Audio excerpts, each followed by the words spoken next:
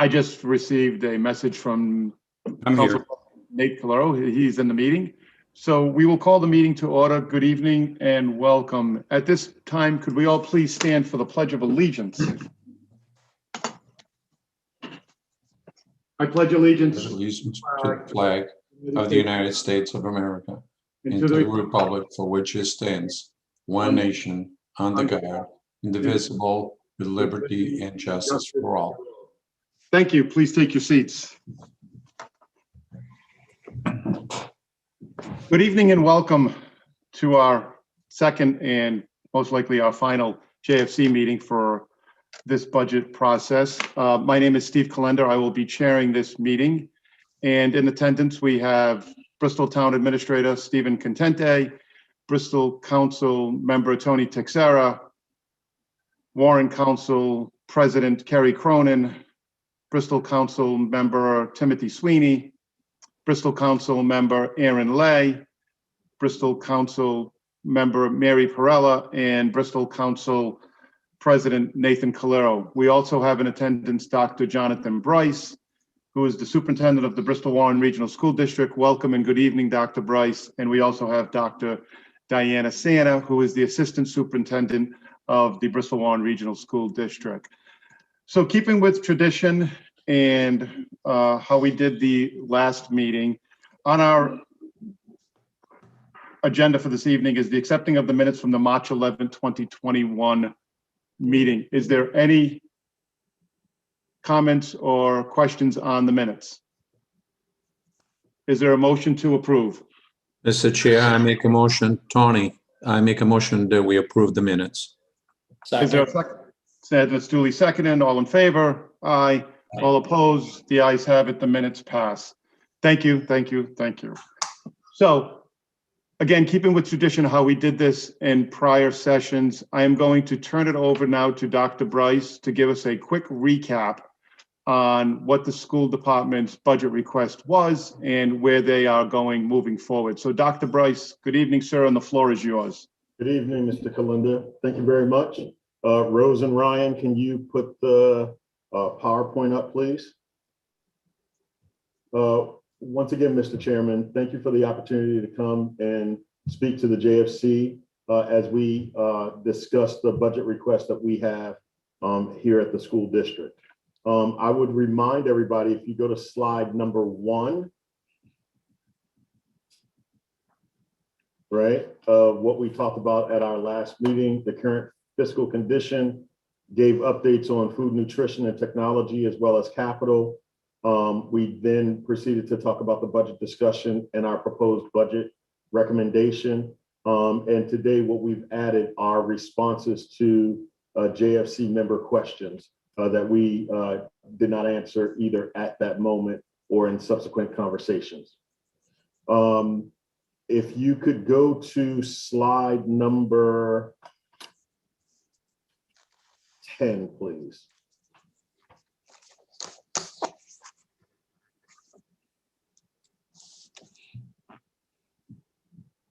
Actually, back up 1, sorry, 9. Thank you. All right, so this is just a pie chart of our budget. As you can see, the majority of our budget is focused on salaries and benefits along with debt service. It accounts for approximately 81% of our budget.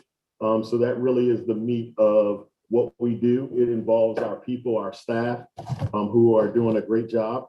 Next slide, please. We also know that our FY22 budget is going to be significantly impacted by a reduction in state aid, by the decision not to utilize fund balance as we did in this previous year because we were in the pandemic. We also have seen enrollment reduction. We know that there are potential salary and benefit increases and healthcare and transportation increases. Next slide. Do me a favor, go to slide 13, please.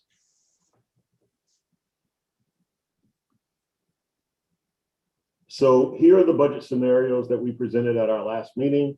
A 4% funding increase would result in a $1.9 million deficit, 3%, 2%, 1%, or level funding. And in red, you see the amount of money that we would have to make up. And we discussed how we would balance our budget for the next fiscal year. It would require substantial cuts in staffing, program, and services. Please go to, and our budget recommendation, slide 15. So as everyone knows, our budget recommendation was for a 3% funding increase, which results in a $2.3 million deficit that we need to address, as I've mentioned, through consolidation, reductions in services, programs, and staffing. In addition, there were several questions that I just felt it would be important to address for the JFC. Go to slide 18, please. So we have added these, and we've also adjusted these on our website.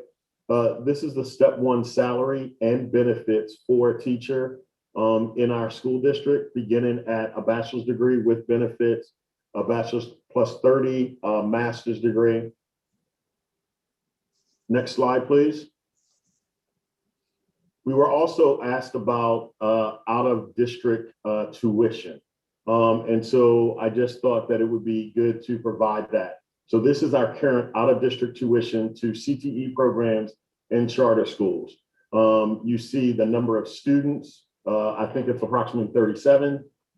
Yep, 37. And the amount of money, it is roughly $432,000, $457.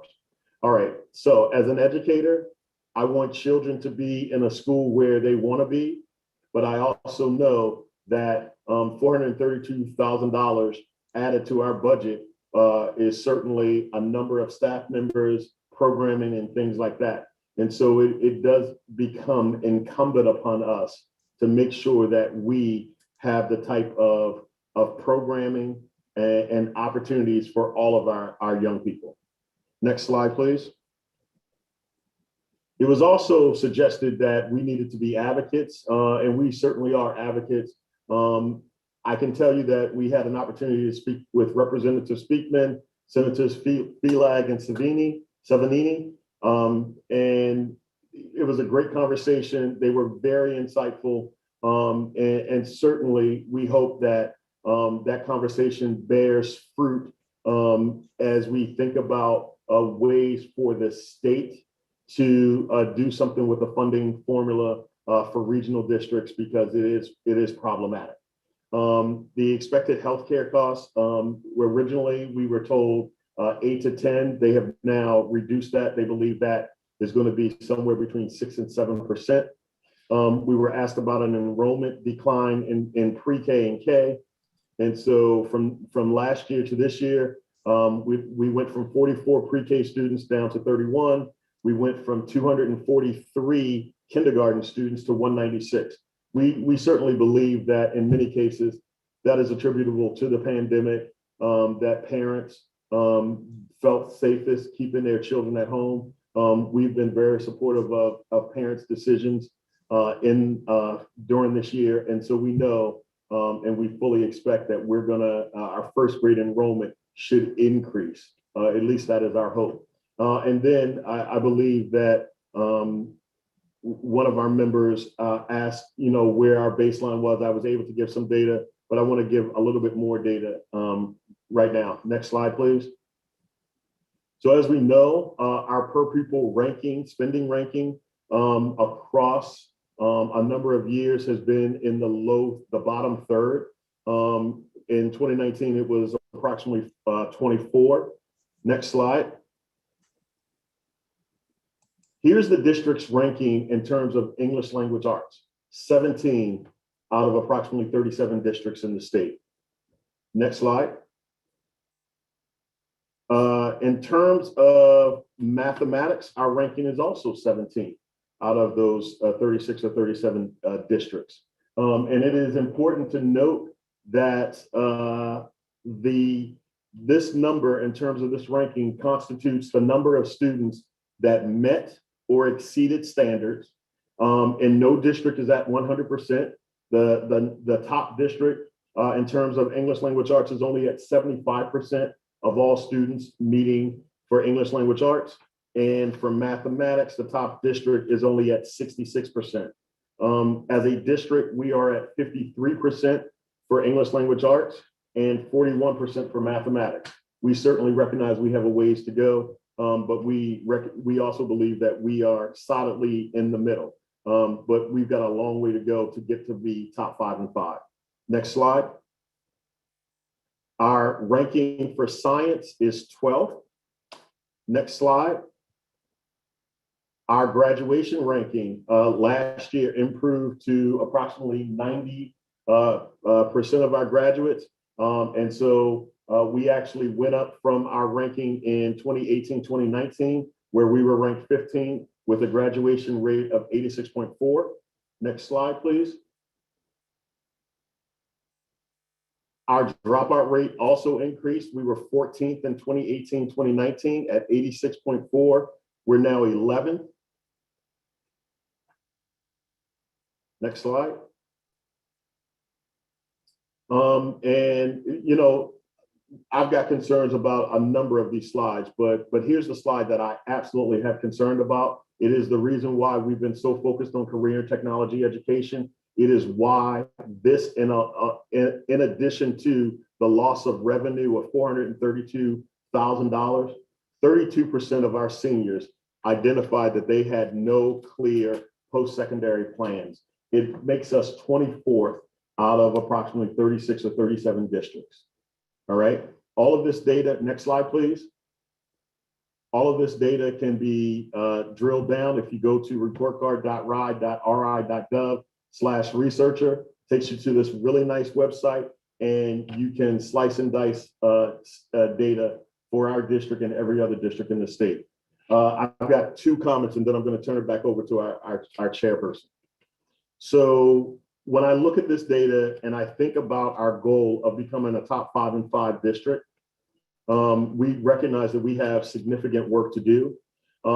It is incumbent upon us all to recognize that while money does not make a district, and you can see that our performance exceeds the amount of money that we have received, it is clear that we need additional funding, because that additional funding will allow us to maintain staffing, to not reduce class size as much, and to, if we hope to hold serve, then budgeting the way that we are and the amount of funding that we're currently getting, the real question is how much further up the rankings will we be able to go? And frankly, I do not have an idea. I do believe that it is absolutely time for the community, members of the JFC, both town councils, the school committee, our state legislators, to look at how regional districts are funded with the difference in valuation between properties. Our teachers are working hard. Our students are working hard. We've got a long way to go to get everybody to 100%. And we're solidly in the middle. I think we have to ask ourselves whether or not we want a school district that's solidly in the middle, because I absolutely do not. I want a school district that is at the top. I would like a school district that would be number 1. It would mean that all students are getting the opportunity, the curriculum, the experiences, and the environment that they need in order to grow, thrive, and learn. Thank you very much. Thank you, Dr. Bryce, for that fabulous recap of letting us know where we are and where we're going in the future. I just want to make one side note that one of our JFC members is not present this evening. Tamara Kaplan suffered a loss in her family, so we express our deepest condolences to her. She is and does have the ability to join us, and she will be more than welcome when she does join us. So the meeting will proceed with her in absence. So at this time, before I go to public comment, I just want to know if any member of the JFC has any questions or a quick comment before I set the ground rules for the public comment. Mr. Chair. Yes. Hi, Nathan Colero. I know that we're going to public comment, and I think that is absolutely appropriate at this point. But I think it's important to share with the public that on the Bristol side of things, and I believe it includes Warren too. So I'm not excluding Warren with these comments. I don't speak for Warren though. That we spent a lot of time looking at our budget, and what was initially proposed by the administrator was a 2% increase with changes in numbers, including population, including state aid. Have changed our number to 3%, which is exactly what the school committee is asking for. The reason why I wanted to express this now was that I know the public tends to look for, and they'll look at our budget and say, well, you're only looking for 2, and then they'll advocate, rightfully so, for asking for what they believe is correct. So I think it's important that the public know that it'll be my intention to make a motion to fund what the school is looking for to 3% when appropriate. I don't want to make that motion right now because I think it's appropriate that the public speak. And I should tell you that I'd like to share a little bit more when we get there. Thank you. Thank you, Mr. At this time, I feel it's only appropriate that we do hear from our Council President, Kerry Cronin from the town of Warren. Ms. Cronin, the floor is yours. Thank you. Thank you, Chairman Kalenda, and good evening to all the members of the JFC and everybody in the public.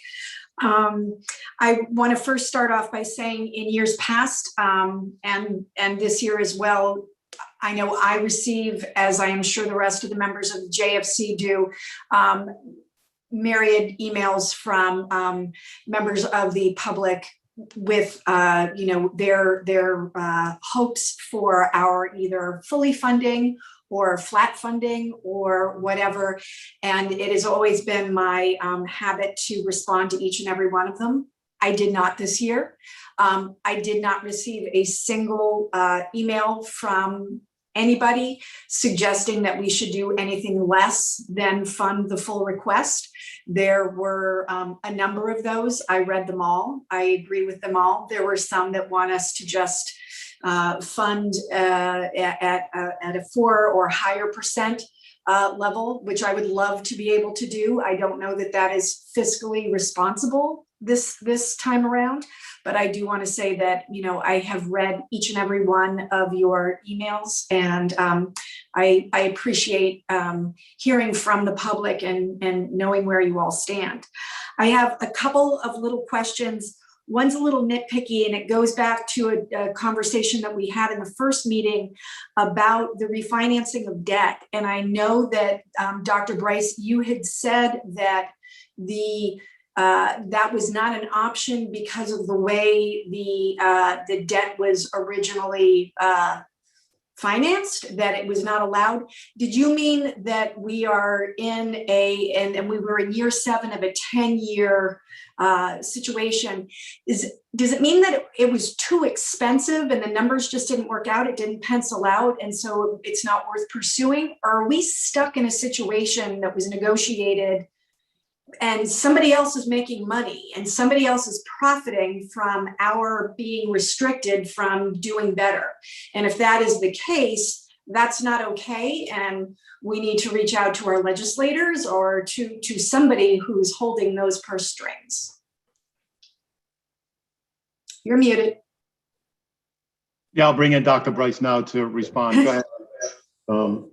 Yes, Mrs. Cronin.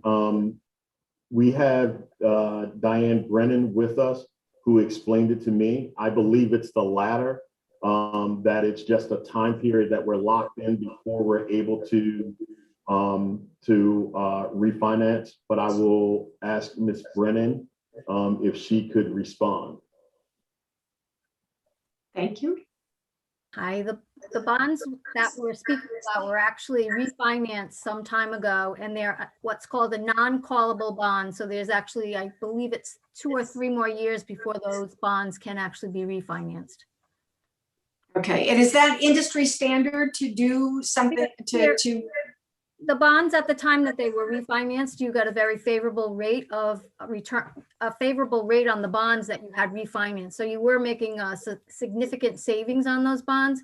So there is a fiscal agent out there, and he is the one that had advised me as to what the status of those bonds were. And they're relatively low. I mean, I know we talk about interest rate and things like that now, but I do think that there is a cost associated with going to do a whole refinancing, but those bonds that are out there are not callable for another few years. Okay, thank you. I understand better now. That is good. And the other question is probably broad, but I can't imagine that everybody isn't wondering this. Dr. Bryce, do you have some idea of what kind of money the school system is getting and how you will be using it in terms of federal money and whatnot, and how that's going to look for the school system should you get a big chunk of change that you need to spend within 2 years and plans to not create a greater deficit? Absolutely. Thank you. So right now, the indication, so all school districts in the state have been given an initial estimate of what their allocation would be. It is estimated that our allocation will be approximately $1.9 million.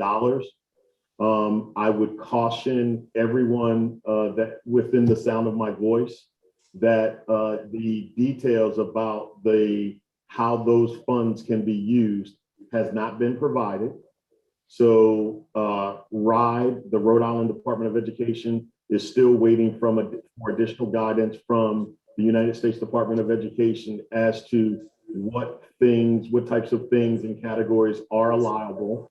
The other thing that is important to know is that these funds are expressly intended to help students to recover and to accelerate based on the last year of distance learning or in some cases disconnected learning that students have experienced. They are not intended to plug holes necessarily in fiscal budgets for school districts. And so we've got the next 3 years to utilize these funds. They want us to begin this summer with some sort of expanded summer learning program. I'm fortunate to be one of the 2 superintendent representatives on the Commissioner of Education's elite task force, where we are working through recommendations. Those recommendations will be provided in draft form to all superintendents, I believe by April the 15th, and they will go public shortly thereafter. So really, these funds are expected to be used in 3 phases. What are we doing this summer to help our students? What are we going to do in the fall during the regular school year to provide additional support, whether it be social emotional with mental health counselors, additional tutoring and mentoring services, and then again next summer. And so that's what they're looking for. Also, in some cases, if the school needs additional HVAC, thankfully we are, I believe, ahead of the game in terms of what we've done with facilities over the past year in terms of air purifiers, updating and fixing HVAC systems. So we do not believe that we're going to have a lot of funds that need to be expended in those areas, although our director of facilities has mentioned at least 1 or 2 units at our schools that could be updated.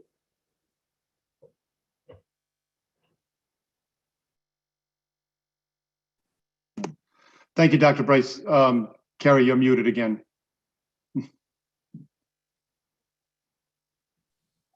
Thank you. Yeah, I appreciate your explaining that all. I know that I had seen that there was intention that some of those funds be used for additional support staff and to reduce class size, which, you know, as our class sizes are probably growing, how do they, you know, do you end up just sort of all losing it in the wash, or how that works. And if there is a reduction in class size, does that happen for a finite period of time and then go back to whatever it is we can fund at that time? Yeah, so I mean, it is going to be something that we are looking at very closely. The first step for us, of course, is the decision that the JFC makes this evening. We will then eagerly await the guidance about the use of those funds from RIDE, the Rhode Island Department of Education, and then we will work, staff will work with myself, and we'll work with our school committee to really go through what we expect to do. I would say that those funds are likely not to be usable for the types of things that would prevent some of the issues that we've already talked about, because that would be using one-time money for long-term situations. And we've done that one time. We did it when we were, I believe, at the precipice of the pandemic, not knowing how we were going to get through the year.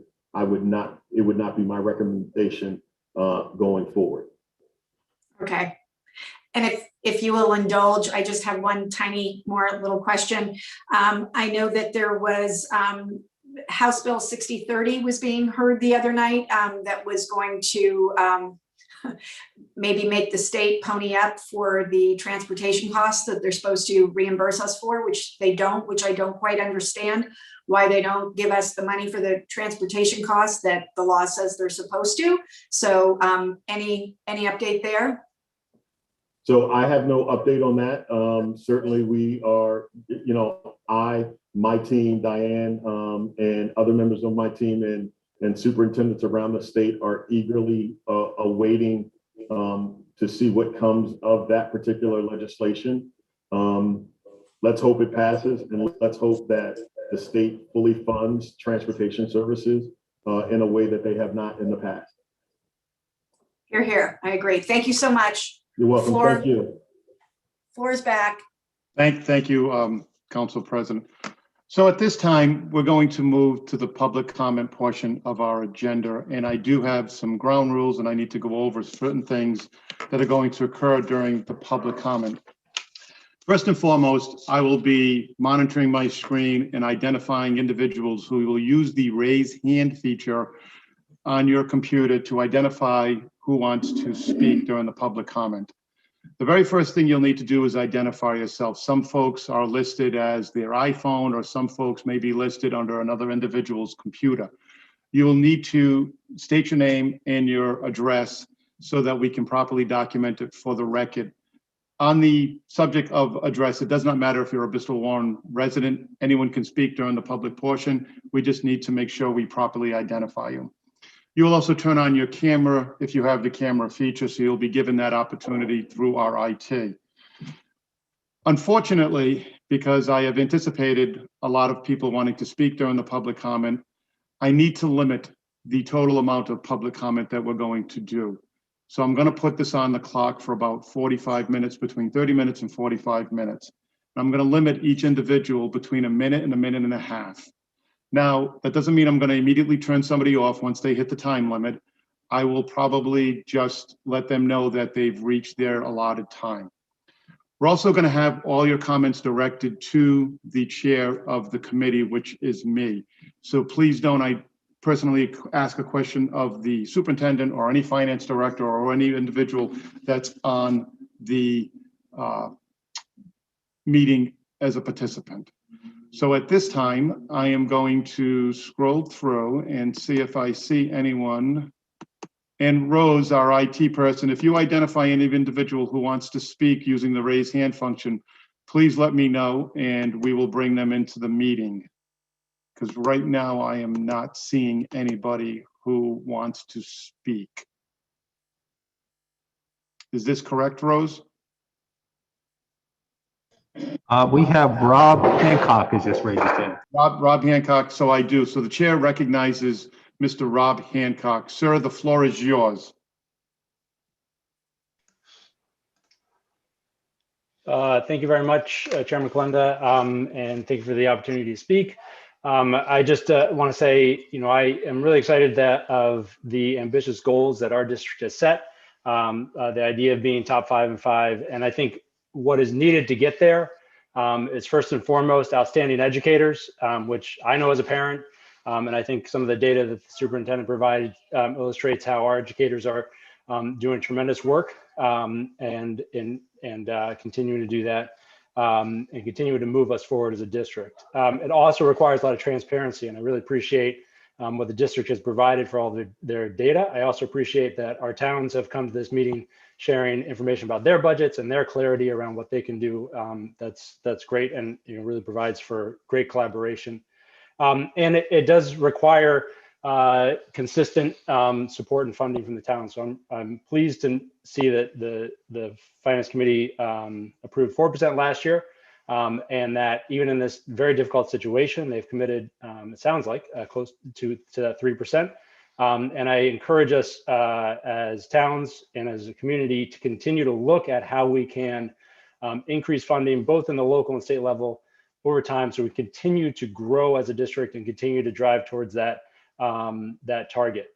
Funding for education and an excellent school system has incredible benefits, not just for the students that are in there, but for the entire community. And I want to thank all of the Finance Committee members, the staff, the teachers, and finally just say that our students have been absolute heroes this year. What they have had to go through in this pandemic, from distance learning to wearing masks every day, and they will need support for years ahead as they continue to recover from this pandemic. And I want to thank the students for their incredible job. So thank you for the time.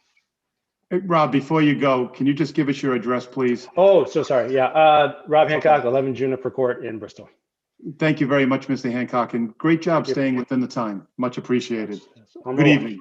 Yep. So I am going through my screen and I'm just looking for any other participants that want to speak.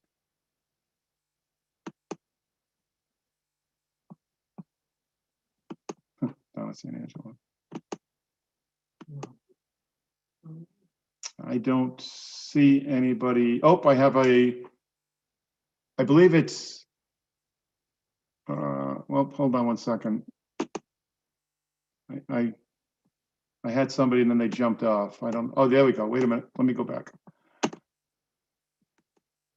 All right, the chair recognizes, and I'm not sure if I'm pronouncing this correct, Adrahana Mehta. Am I saying that correctly? She can unmute. Yes, the floor is yours. Good evening, everyone. My name is Aradhana Mehta, 2 Belvedere Drive, Bristol, Rhode Island. And my request to the town council is, I have 2 girls, and it's not only about my girls, it's about the students who are in the Bristol Warren School District. And some of the students are taking some of those advanced courses that are part of CTE programs and a lot more other advanced courses, which the district is offering these students who are doing really well in their studies. If we don't fund the budget fully, if we don't support, these courses will not have enough enrollment and these courses will be cut. So we have to really think about it, how we can prepare our future of our kids, and we can support the programs which are going on, not only for the studies, even for sports. Looking at Dr. Bryce's presentation last week and this week, there are a lot of different things which need to be cut, the courses, the staff members, the teachers, and overall it will have a negative impact on our school district, on our students and our future. So I will request the town council to please consider. I have emailed each one of you about the same thing, and I hope we will sail through this pandemic and support our children and their future. Thank you.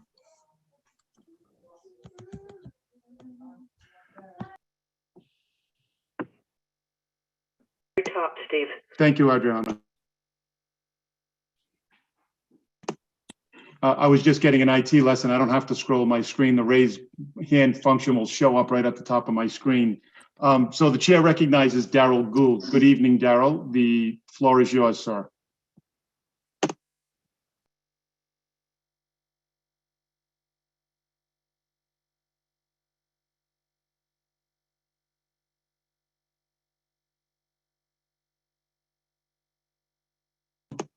Mr. Gould, the floor is yours if you wish to unmute. There you go. I can hear you. I just can't see you. All right, thank you. Good evening. Much like last year, I said the same concerns about, giving the district what we want, what they've requested in a budget. And again, I'm echoing the same things I said last year. I want to see some financial accountability on part of the district before we just hand over piles of cash to them. I think there's this disconnect where people think that just because we heap more money at our school district, we're going to get better schools. And we've been doing that, and it hasn't come to fruition. I think the other concern is we're operating under this top 5 and 5, which honestly I think is a baseless marketing program in order to get funding dollars. The reality of it is, top 5 and 5, it's great that we have it, engraved into every Chromebook in the district, but at the end of the day, it's not going to happen. We're not trending into place. No matter how many cherry-picked stats that you throw up there, it doesn't mean that we're improving our stats and ranking in the state. And I don't see any way we're going to get there. What we were told previously was that there was a 5-year plan and there was going to be a budgetary plan that went along with it. We weren't going to do this year to year, ask for as much as we can and hope that we get it. And what we've seen is we're in year 2 of this plan. We haven't seen any budgetary numbers that have provided that, here's my plan, here's what it's going to take to fund it, and here's how we get top 5 and 5. We're not seeing the numbers. Like I said, when I appreciate Nathan Caluro actually asking these questions about top 5 and 5, where are we? What's our rank? Are we improving? Because at the end of the day, we're not. And so when we hear answers to what's our rank and are we improving? Well, 4 of our 6 elementary schools are doing better than they did last year. It doesn't answer the question. That sidestepping is not transparency. It doesn't build trust in the community, where it's not just the people who have kids in these districts. We're asking every taxpayer in this district to pony up. So it sounds real nice we can do this, but eventually what's going to happen is a lot of the families that can't afford to live in these towns are going to leave. And so this is just going to be a going out of business strategy. We've already seen it with our attendance dropping year after year.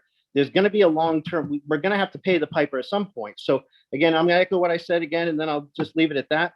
We really should start exploring setting up the district as its own taxing authority, so the JFC doesn't have to do this and they can go to taxpayers directly and ask for the money, and have all the taxpayers, not just people who may be more in tune with the district and attending these kinds of meetings, voting on it.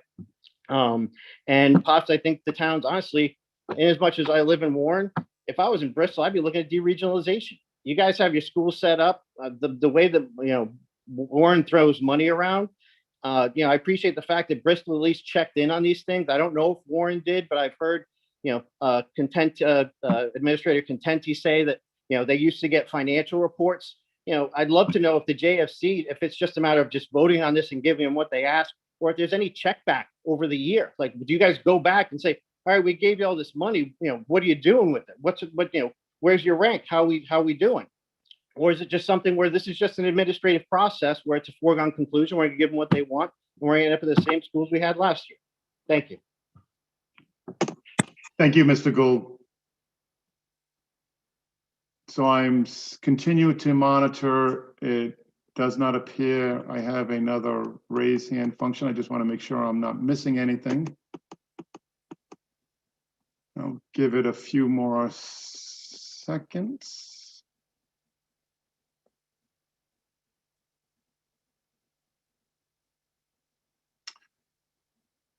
At this time, the chair is going to entertain a motion to close the public portion comment section of the meeting. Is there a motion? Tim Sweeney, so moved. And is there a second? Second. All in favor? Aye. The public portion section of this meeting has been now closed. So this is where we're going to bring it back to the committee for further discussion. And I would just like to ask one real quick question of the superintendent, Dr. Bryce, on the status of the CFO. Do we have a target date on when we're going to fill that position? Yes, Mr. Chairman, we are actively recruiting.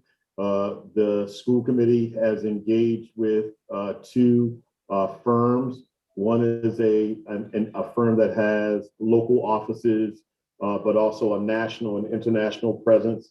The other has a local office. Both have provided us with candidates. We are going through the interview process. As we speak, we interviewed candidates yesterday. We expect to interview more candidates in the coming days. Excellent. Thank you, Dr. Bryce. Much appreciated for that update. So at this time, I'm just going to pretty much go right around and ask any of the members if they have any follow-up questions for Dr. Bryce before we move to the motion. Mr. Contente, do you have anything for the superintendent? Yeah, thank you. You're welcome, Steve. I think I have general questions. You know, obviously we're raising taxes. You know, I believe in the numbers that were presented to us. In general, I think the local newspaper did a very good job laying out the spending per student and where we're at with that. I spoke about that last time we met on the 11th. So I am comfortable with the increase this year, but I will say at times I'm concerned, and I expressed the same concerns last time we met, and I want to know, why do we have such a turnover in the administration with the district? And I said that last time we met. We need continuity, and we need people that are going to be in place that know the system, that knows the communities, that know the families. And I think that is the key. As somebody said earlier, it's not always about the funding. And so, number one, I'd really like just a general answer, like why is this happening? Why do we have to do a national search for a school official? I don't understand that. And maybe I'll ask all the questions and again, just generally. My other thing is the plan, the school plan. And I said last time that I'm real pleased with the school committee's position on somewhat insisting that they have a plan moving forward. Although I'm fully in favor of increasing aid, I know the cost of everything goes up every year, but the district has an inherent problem. Year after year, it seems that there's a structural deficit. The last couple of years, we've provided the funding that was requested by the school committee. So we're doing our part, I believe. What is the plan in general? And I really don't want to hear well, we're going to increase programs to attract students from outside. I hope that's not what the answer is going to be, because I really don't think it's going to work. And I said it before, I'm all for CTE. It's not about CTE. CTE for Warren students and Bristol students, yes. But to attract from outside, I think that's just growing the district. We have decreased enrollment and expenses that grow exponentially every year. And I get it. I know things go up every year. I'll say that again. So I really want to know, and I know earlier tonight you said, Dr. Bryce, well, we're going to see what the aid looks like. And so what I'm hearing is it's kind of too soon to tell, but within 90 days, I really want to know what this plan is to get out of the structural deficit. You know the limitations of the town of Warren and of Bristol. We just can't keep increasing taxes much more than we are now. So just two general questions. You know, why does it seem like we can't keep administrators? Why don't we have the old career administrators and principals and teachers that we all remember? Why is there such a high turnover? Why do they jump out of the district so quick? And the other thing is, what is the plan? What in general? How are we going to get out of this increased cost and reduction in students without adding more programs? Is that even possible? So those are my two general questions. Yeah. All right, let me see if I can be brief. I'm going to take the first one, start the second one, and then ask Diane Brennan to give just an overview of the difficulties of finding a chief financial officer. So many of us on this call are like me, individuals above a certain age, right? And we always remember that, you know, so-and-so taught for 35 years or 40 years and retired from the very same classroom that they started in, or that the principal of the high school used to be the football coach and then became the high school principal and then became the superintendent. That was education in the 1970s and the 80s and the 90s. That is not education today.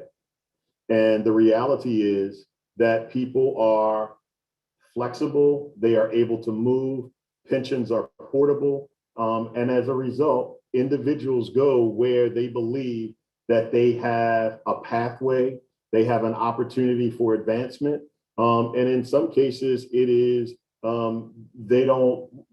they may choose not to participate because they disagree with the direction that the organization is going in. All of those things are factors.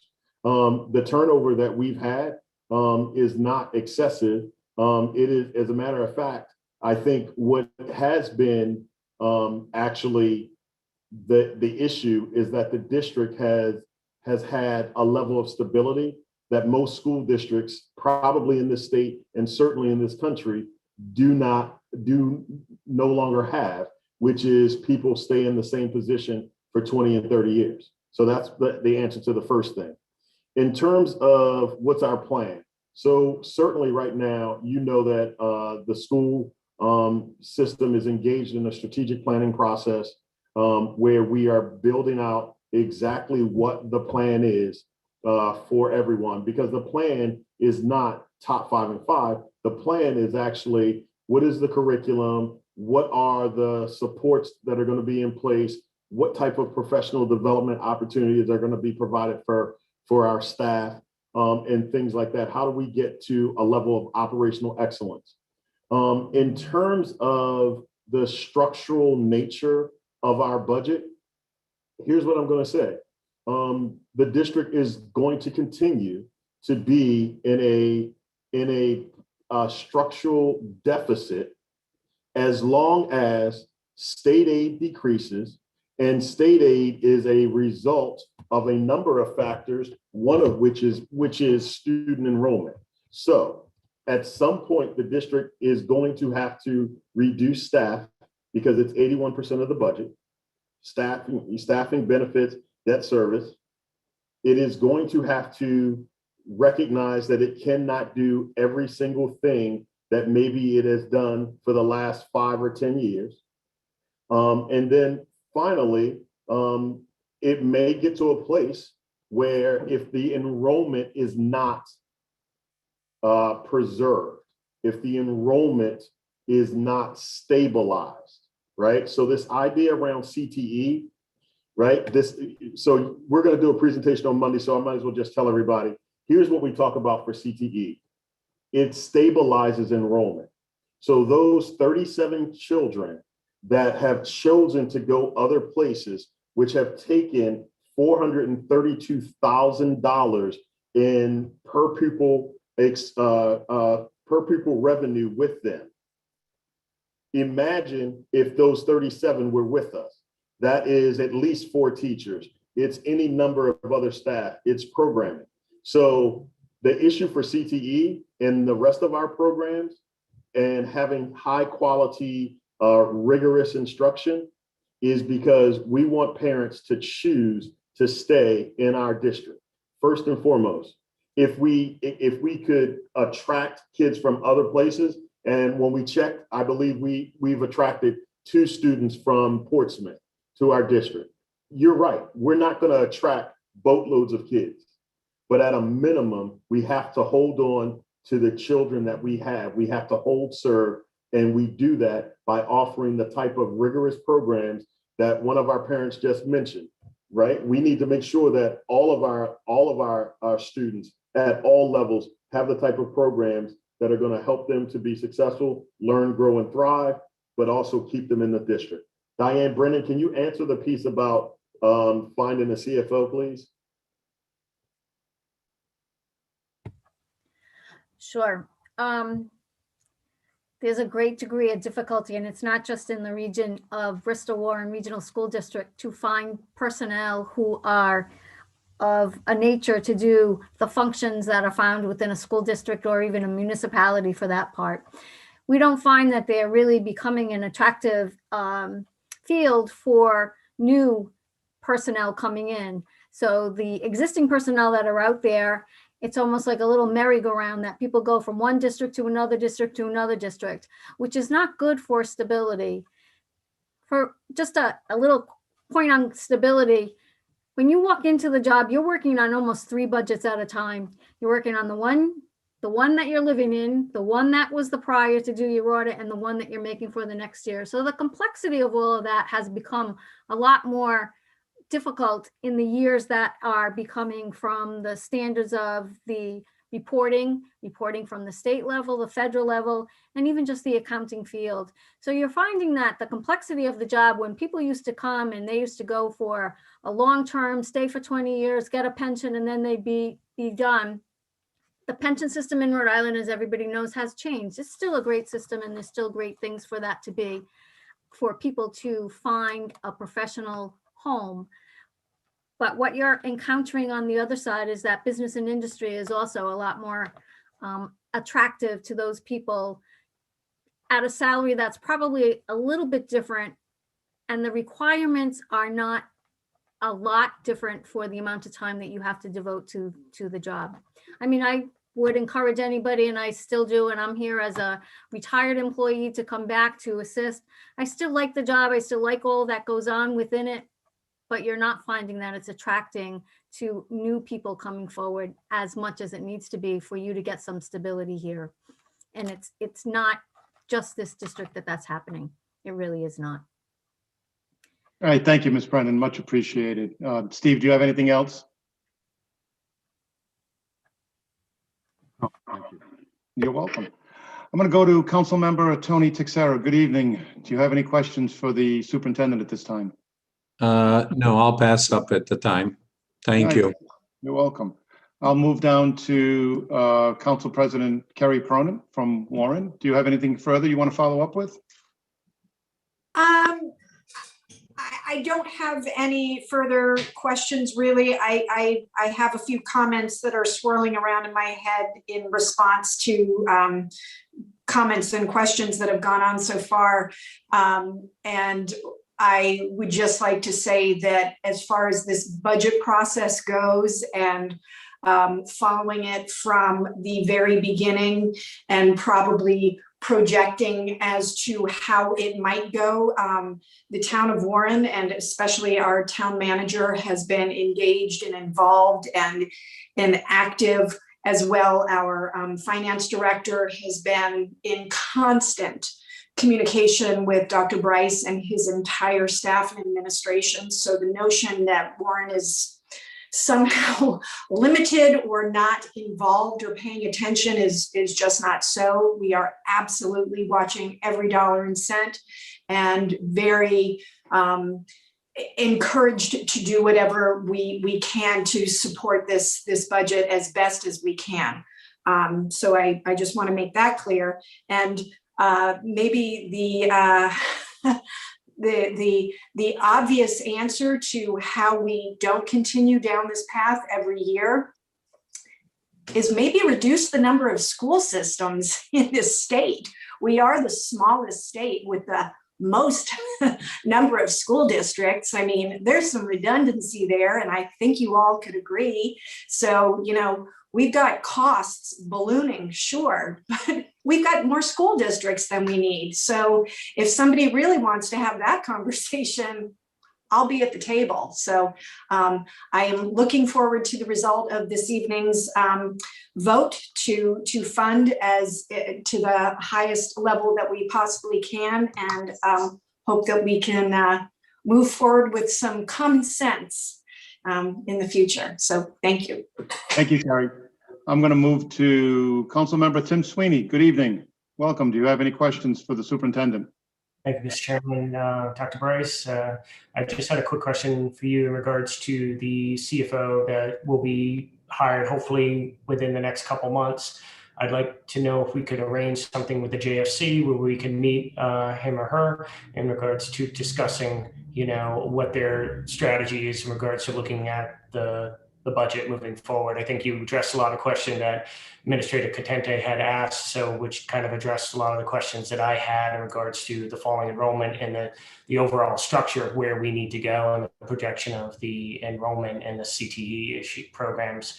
But looking at, do you have enough at this budget to make sure that the kids are thriving, the teachers are thriving, to move forward? I think the JFC needs to know that there's a real strong confidence level in the budget, that we're able to move forward and take the next step. I understand there is a deficit, but I think there is going to be some considerable state money that's going to be available. It'll be a one-time sugar infusion. So, obviously, I know that we need to make sure we're spending that properly, because it's not going to be something that we're going to be able to continuously make up. But so those are sort of my comments. I was just wondering if we can arrange something with the new CFO to meet with him or her at a later date.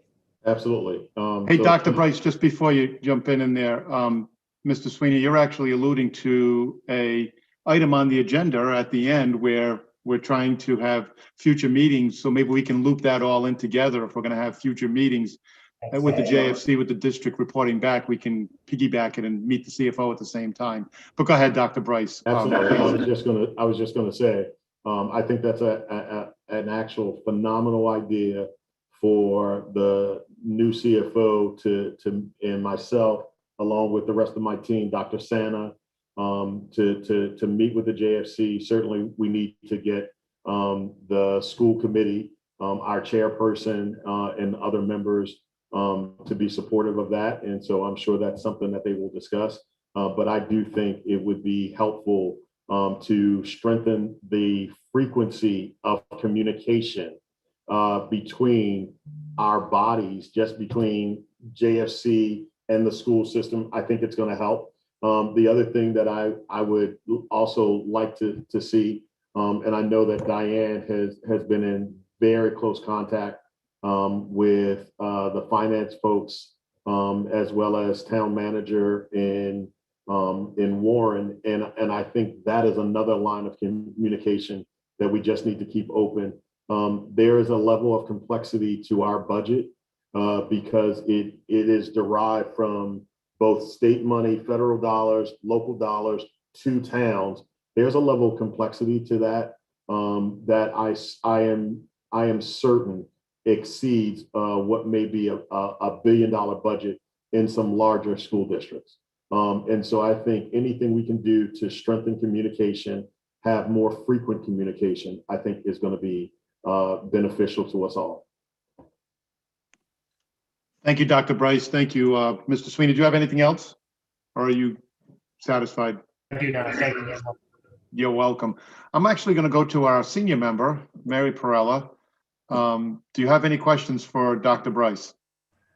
Making me feel ancient. No, I'm showing my respect. I'm showing my respect. I would just a couple. Actually, just a few comments. I mean, I have to agree with many of the comments that have already been made with Steve Contente's comments, and also Daryl Gould, I have to just say, made an interesting point about people moving out, people with children moving out because they can no longer afford to live in these communities. And particularly in the Bristol side, with housing costs everywhere in Rhode Island, actually, just going skyrocketing out of sight for any sort of what I would call, average family. So I think that is something we have to be aware of, and that's something that we struggle with all the time in our town council, to provide a balance in our budget and in new initiatives, and in what we can afford, and in how we can make sure that the taxes don't skyrocket as well. So I think that that's stuff we have to keep in mind. I do think that we, just a comment that Diane Brennan made, and I know that there's a administrative shortage all the way around, whether it's principals or administrators. People don't necessarily want to step into those positions. And I don't need an answer to this question, but I'm just hoping that maybe they can come up with, maybe RIASPO or some of those organizations, on how you can really help move along some of the people. Like, obviously in our larger school districts, there are staff accountants, and there are, grant manager specialists, and there's a number of people that work in the business office, and they may or may not have the correct degrees, but they can do the job, and to be groomed for these positions and to know that there is a stepping stone and a career ladder, as we all talk about in education. So that's something I hope goes on. The other thing I wanted to just mention is on the CTE. I mean, CTE is sort of where it's at and it's the latest buzzword. And I always think it's not certainly lost on those of us in Bristol schools. If you recall several years ago, well, many years ago now, probably, for years, we had a home building program. And there are many people probably watching this, tuned in today or on this call that live in those houses. And that is something that if there was no question, if that still existed today, you'd be getting students from all over the place. We would actually build a house from start to finish and sell that at a market rate. But what I saw on your chart that you had people in East Providence, you had people at Davies, you had people at the Met School, and you had people at Jackie Walsh, JMW in Pawtucket. Those are very, very, they're very different. So, I mean, I think the question is either a question or just a comment is how are you going to, strategically decide what it is that you can focus on and do the best at to draw people. I mean, JMW is an art school. East Providence, maybe, I mean, Davies, I know has automotive. I don't know if East Providence does. The Met School has got a whole different type of educational process. And they, many, I don't know about the Newport one, but the Providence, one of them, I mean, they have a studio like you can't believe for broadcasting. So all of those things attract people. So what is going to be the specialty and how can we hone in to maybe draw people? It's not a matter of just holding on to the 30-something people that may go out because they're all in different interests, but that we're going to keep some of those kids that are on the fence and maybe get a few others. I don't think we're going to have anywhere near, and I don't think we should delude ourselves that we're going to be the next East Providence Vocational or the next Met School or the next JMW or any of that. But what is the strategy going to be to hone in on that? I think that is my main point.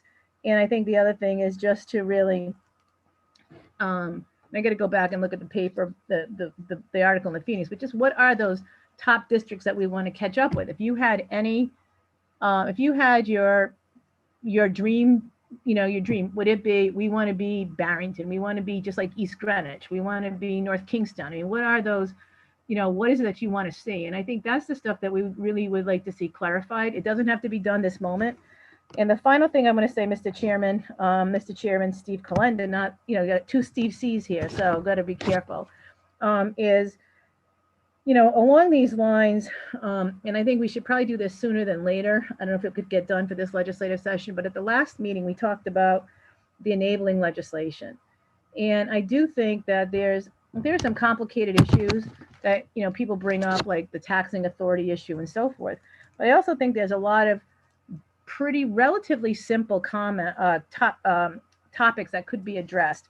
For example, if the school district enrollment continues to decline, we need to be able to have access to our best buildings and to move kids across the town lines. We're not able to do that right now for elementary.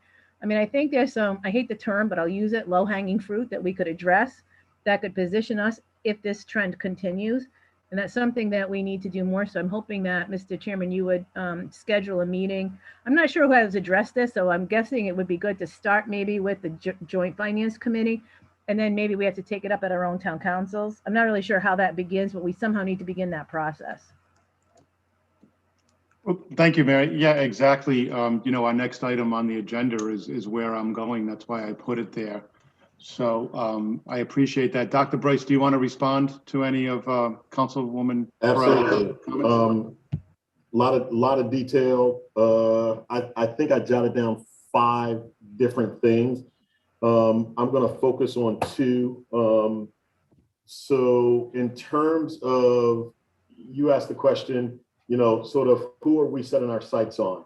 So I would tell you that I'm not going to name a district, because I don't want to be any other district.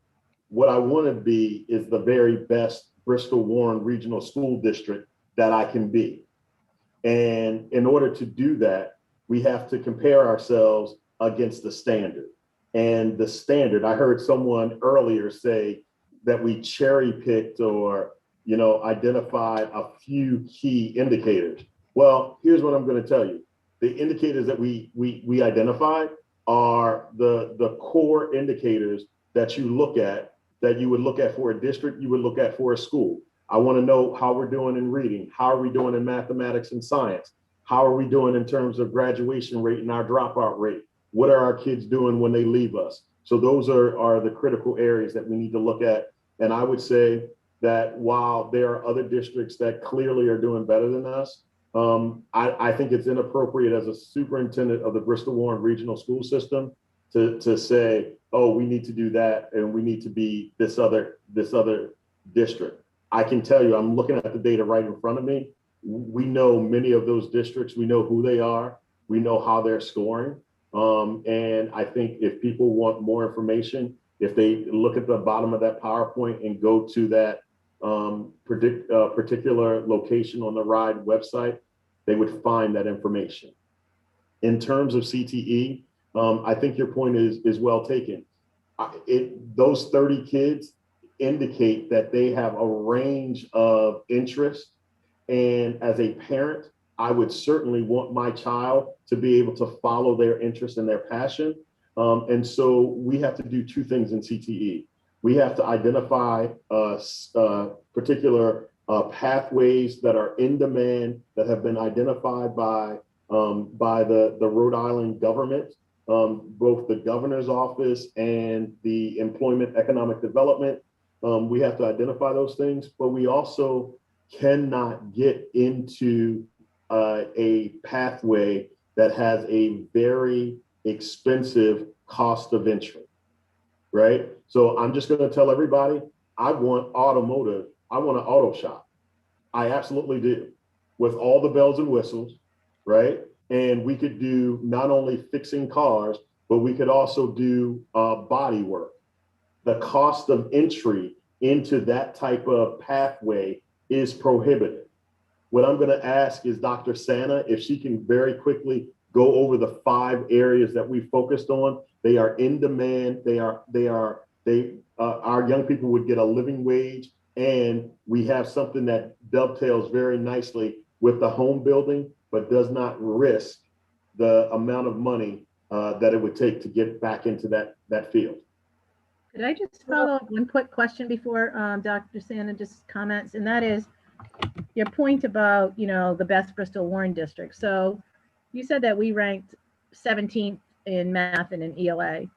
And the data that you use, I wouldn't say it's cherry picked. I use that data all the time for grants and things like that I work on. It's the common indicators that we all look at. Yep. So in a year, instead of the number of kids proficient or whatever, I mean, would you hope to go up? How many positions in that ranking? Would you hope to go from 17th to 15th, or would you be striving to get to 12th? I mean, if you would to look at it that way. Yeah. So I would always want to, right? And so this is sort of what we got into with No Child Left Behind. How many, you're going to move so many percentile points every year. I just would tell you that having 53% of our students that meet or exceed standards at English language arts is not enough. It needs to be, we need to get to 60, and then we need to get to 68, then we need to get to 75, then we need to get to 82. That's what I think. And the real issue for us is that I certainly know, and I think someone said it earlier, our young people have really shown a level of perseverance and resilience this year. They can do it. Our staff are well-trained. They are great teachers and paraprofessionals and custodians and other staff and administrators. We can do this. That is why we're working on the strategic plan to set a clear direction and vision for the district that has measurable yearly objectives. All right. So this isn't just a piece of paper that says we hope to become top 5 and 5. This is a piece of paper that says we are going to become top 5 and 5. Here's how we're going to do it. Here are the goals, and here's the expectation on a yearly basis. And we will check in multiple times. And if we are on track, fine. If we're off track, then we'll make those adjustments. Dr. Santa, can you just briefly talk to us about the 5 career pathways? Absolutely. Excited the work going on at the high school. Currently, we have business program and our engineering program that are accredited by the state of Rhode Island. And state has changed their CTE requirements recently, where you can only apply to have programs that are industry priorities within the state.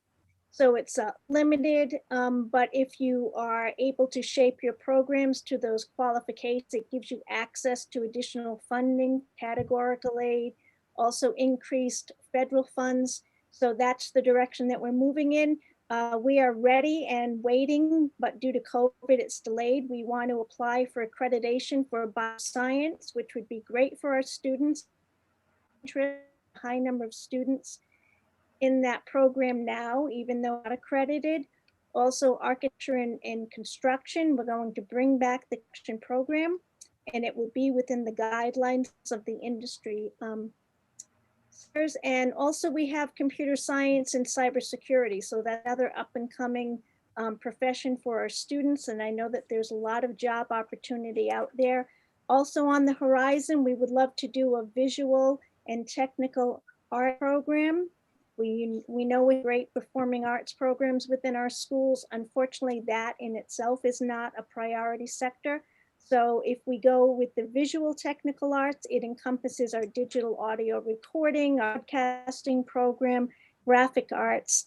So we're moving in the right direction. There's a lot of excitement on behalf of our teachers and students. And we appreciate your support with the CTE. Nice to hear that there's support for it. Thank you. Thank you, Dr. Santa, Dr. Bryce. Anything else, Mary? No, that's it. Thank you very much. You're welcome. I'm going to go to Council Member Aaron Lay. Good evening, sir. Hey, everybody. I just want to take a second and give a shout out to all the parents out there. I know that we're almost through this, and you're looking at a parent right here whose kids, they shut down the pre-K for the week. And so it's a story that we're all familiar with, where we're stuck at home, we're supposed to work, we have kids at home, and it's parents are stepping up, and it's grandparents are stepping up, and the teachers are stepping up. And I just want to say that, you know, and I was telling my graduate students this, I teach the big kids, and I told them, I said, when you graduate with your master's during this commencement this year, you're going to emerge from this a lot stronger. And certainly there's going to be kids that are in the school district that do emerge stronger from this. But then there's going to be others too who are going to need this very long period of adjustment. And what I hope is that that 3% funding and the combination of the stimulus money is going to be something that's going to really help some of those students who are really struggling to adjust back into a life that is post-COVID. And I hope we can put this all behind us. And I'm really looking forward to that.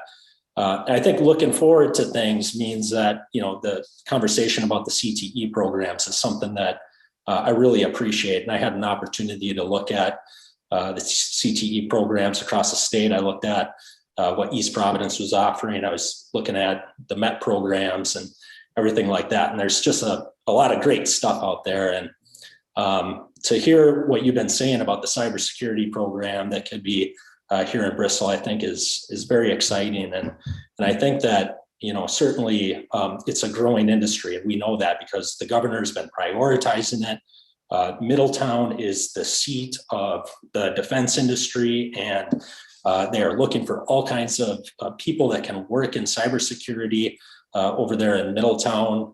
They can't get enough people to fill those types of positions. So it's exciting to know that we are thinking ahead in that respect. Now, the question that I have is, I know that we're about $432,000. There's $432,000 less that's coming to the schools because we're sending kids elsewhere, some of our students elsewhere. Some of them are going to East Providence. It sounds like most of them are going to the Met.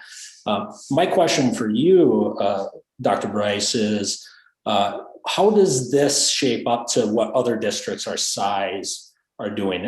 Are we looking like we're completely hemorrhaging students elsewhere compared to others? Are we doing pretty well in comparison to other districts?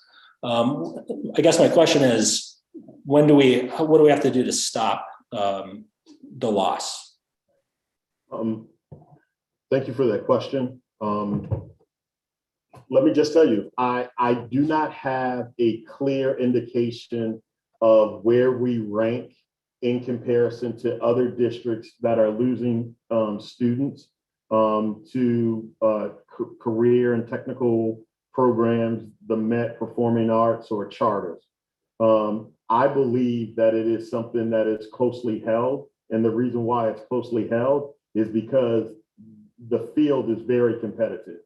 So if you have an opportunity to talk to superintendents around the state, almost every superintendent, almost every assistant superintendent is really advocating for CTE programs for the very same reasons that we are, which are you need to keep your own kids and you need to see if you can attract some other students. And so because of that, this really isn't information that is shared frequently, or at least I haven't been able to find it. We will look, we'll scour the RIDE website and see if there's any information about it.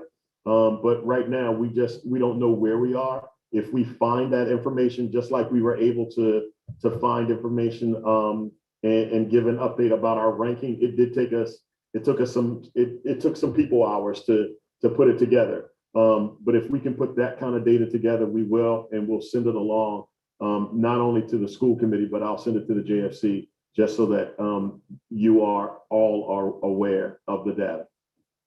The follow-up question I have for that is, in terms of, we have 2 CTE programs that are up and running. I know it's a major lift to get these things through an administrative agency like RIDE and have them approve it and everything like that. I know that I've been through that kind of process myself. Where are we at? When can we expect some of these future programs to be up and running? And is there anything that we can do to help move that process along if it's just finding that it's kind of spinning the wheels in the bureaucracy? Yeah, you know what, Dr. Santa's smiling, so I think she wants this one. Well, like I said, we've been waiting to get these programs accredited. So we have 2, actually 3 right now that are ready to go. And what it requires is filling out the application from the Rhode Island Department of Education, going in front of the CTE board to show them that we're meeting all of the requirements. Hopefully it goes through the first time. If not, they give us feedback, some things that we need to include. So our staff at the high school has been working really hard to make sure that we are proactive and have those pieces in place. Unfortunately, RIDE has advised us they will not be approving any programs this year, that they're looking at possibly next October as the first time that we would be able to go in and get our programs approved. But we are ready to go. As far as help, how can you help us? We need community partners. We need higher education partners for our programs so that we can have an advisory board for each CTE program to help make sure that we're up to industry standards and that our kids have every opportunity for work-based learning experiences. So thank you so much for the question. Thank you, Dr. Santa and Dr. Bryce. Aaron, does that satisfy you? It seems he's good, Mr. Chairman. Thank you. Thank you very much. Dr. Lay, I told you I'd call you Dr. Lay at a meeting. And finally, Council President Nathan Calero, do you have any questions for the superintendent?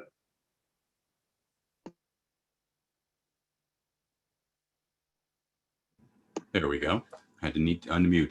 A couple of comments, not questions, and then, as I mentioned a little while ago about making the motion, if we're ready to be there, Mr. Chair. So I'm going to go good, pointed, and then good. Good first. My wife and I have 2 children in the school system, one in 8th, one in 4th grade. This is an opportunity for me to thank the teachers and staff and supporting staff In the past, I've talked about janitors, one in particular at Colt Andrews, who has since retired, who took my son, who did not want to go to school, and helped him break that and get back to school and be able to learn. So you never know who's going to make that difference in a child's life. So my son is excelling at KMS, and that's a lot to do with my son, but that's a lot to do with his teachers and the staff there too. So that is outstanding, and especially in the difficult time that we're in, and that needs to be said. And I said the pointed part. Daryl Gould made a comment a little bit earlier, and although I don't know I would have chosen the cherry pick, he's not wrong. And he's not wrong in the sense of that I did ask, and in fairness is that I had stated that I wanted to reach out to Dr. Bryce prior to this meeting, and I was not able to do that. But I think it was actually, it's a blessing in disguise, because we'll talk about those things at upcoming meetings in public, so we can ask those and get multiple questions and different points of view on it. But the pointed part is that the district is in the middle of 5 and 5, not at the beginning. And although I appreciate Bristol Warren being the best it can possibly be, that's not what the goal was stated. The goal was stated to be top 5 and 5. And you can't be there if you don't know where everybody else is. You can't be there and not know what everybody else or the top 5 is doing to achieve it. You can't be there. And honestly, as a joint finance committee member, we're funding, and as you heard, so I was very clear where I'm going with this, and I'll be clear on that in a moment. It is imperative that the stated goal is we know where we are. And in my professional life, if you don't know where you are with your goal, you are in no danger of achieving it. So it is imperative that we move forward with this education goal. And this, I think, top 5 and 5. And again, I think Daryl is right. That's a great kind of something to hold on and easy to remember. But Mr. Superintendent, you are also correct, is that that is where you want to get to, but it's all the things that you put in place to get there. And I believe that you both were kind of saying the same thing, that how are we going to get there? How are we going to achieve that success? And right now, with the numbers and I'm going to look at that chart real quick here, we're not getting there. And that is not, I started off by saying outstanding job by so many teachers. That's not because we're not doing a good job. If this is where we really want to go, then we're going to have to figure out a way to get there. And I think we also, the cherry pick comment, I think has some merit, because there was no clarity on what 24 was. So for example, 2019 per pupil spending ranking, Bristol Warren Regional School Districts, our ELA ranking of 17. Was that K through 12? Was that just the high school? Was that KMS? There wasn't enough information there. So I do believe that we need clarity. Don't need a response on it right now, but I do believe that needs clarity. I said I'd get back to the good. I had started saying that I wanted to make a motion for the 3%. And I do that, and I want to say this as a we, because on the Bristol portion of it, I'm not excluding Warren, but I represent Bristol. That we spoke about this in our budget. We spoke about this again yesterday. So I'm confident to say that my colleagues and I spoke about this as our hats are Bristol representatives, and we were confident, at least those who expressed it, were confident that this was the next step that we wanted to go. So that being said, I'm going to make a motion that we approve the 3%. And I'll take a moment with clarity here and say that I was so happy to hear that Diane Brennan and Julie Gosher, Julie is our town treasurer, worked together. We used Diane's worksheet to make sure that we expressed this in the way past motions have been expressed, or at least the majority of it. So I'm going to do that. If I can just cut you off for 60 seconds. Sure. Yeah, we're gonna circle back onto that, because I just did want to take an opportunity to address a couple of things that were said, referring back to when Mr. Gould mentioned about whether or not we were drilling down and diving into and peeling back the onions in this budget. I can 100% tell you that the representatives from Warren, myself, our council president, Kerry Cronin, our manager, our clerk, our finance director, everybody else who's a participant in this budget process, we absolutely drilled down and went to find out where every single penny was going. So that may not be part of the public portion or what's available for public consumption, but I can tell every individual who's on this call and who may be listening that 100% we did. And I've had numerous conversations with my colleagues in Bristol as Council President Cronin has. So I don't want to speak for anybody, but I can tell you assuredly, we definitely had those conversations. Number one. Number two, we will move quickly to the last item on our agenda, but being that there are no more further questions for the superintendent, I am going to open the floor up for a motion at this time to approve any budget motion that's presented before the JFC. So Mr. Calero, the floor is yours. So let me try that again. You ready?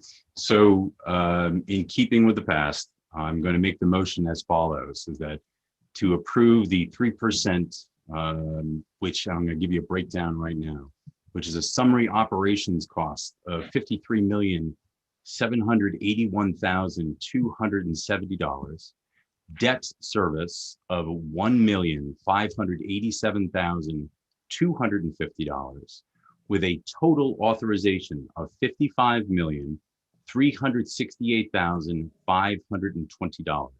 Here's some additional information. Authorized non-local aid of $14,492,970. Authorized local aid of $40,875,550. Again, with a total of $55,368,520. And a note of clarity, that is an increase for Bristol over last year's approval of $396,177, and an increase to Warren from last year's budget of $850,662. That is my motion. Mr. Chairman, Tony, I'll Yes. second that. So the motion has been made and has been duly seconded by Council Member Tony Texera. As it seems that there's no further discussion, all in favor? I'm going to do a roll call vote. I see Administrator Steve Contente, aye. I see Tony Texera, aye. I see Kerry Cronin, aye. I see Timmy Sweeney, aye. I see Mary Perella, aye. I see Aaron Lay, aye. And Mr. Calero, your camera is not working. I'll need a verbal. Aye. Aye, and I also as vote aye. So the vote is 9-0, unanimous to, oh, I'm sorry. That's right, we're missing one member, Tamara Kaplan. Thank you, my clerk reminded me. So it's an 8-0 vote. Moving to our next item agenda, I felt it was appropriate to put this in, and it appears that the general consensus of the board is that we should move forward with some type of a meeting. Before I get into the nitty-gritty of the meeting, I'd also want to let the public know, I did see every single email that came in. I responded to every single one of them, except the emails I received just before I took my seat at the meeting.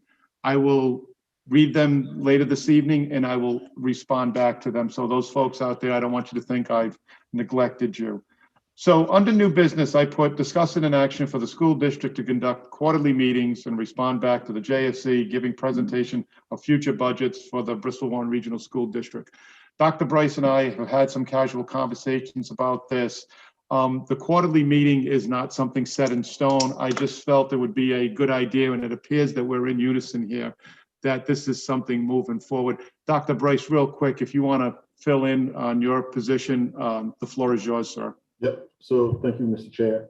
So I certainly, I agree with the idea of improving, as I mentioned earlier, improving communication between the school department and the JFC, giving quarterly updates, I think would be helpful. It would allow everybody to know what we're forecasting. And so that by the time we get to February and start this process, there has at least been some preliminary work that has been completed about expectations, where the district believes certain funding will actually end up. And so I do think it is great. And this is an example, and it's already been mentioned. So the budget directors from both of the towns working with Diane Brennan, and Diane Brennan working with our team, Joel Harrington and other folks, have really been able to get this down to the penny based on a very complex formula. And so I think more communication will help.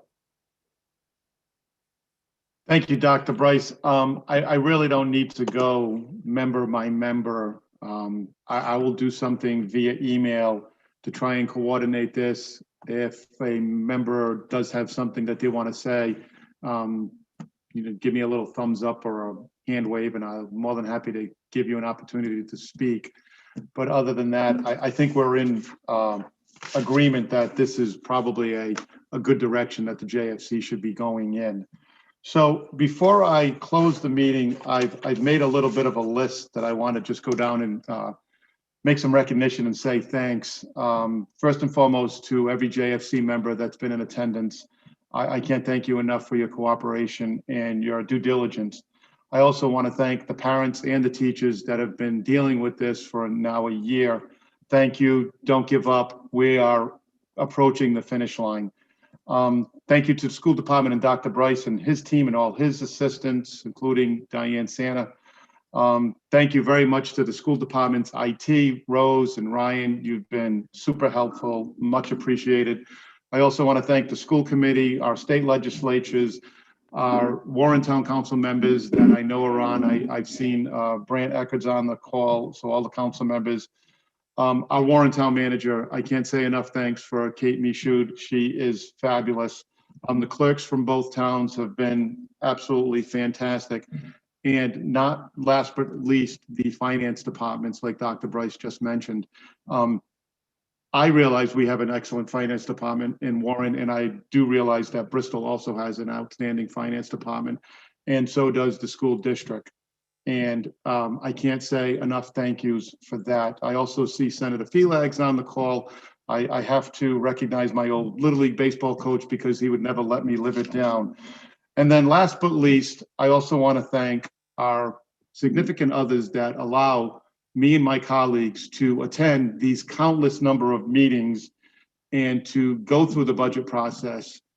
It's just not 2 meetings. It is countless number of meetings and workshops. And without their support, none of us would be here. So on that note, I will entertain a motion to adjourn if there's nothing further. So moved. So moved. We are in adjournment, ladies and gentlemen. Good evening. God bless. Have a great evening. Have a great weekend. We'll see you next time. Thank you very much. Thank you. Thank you.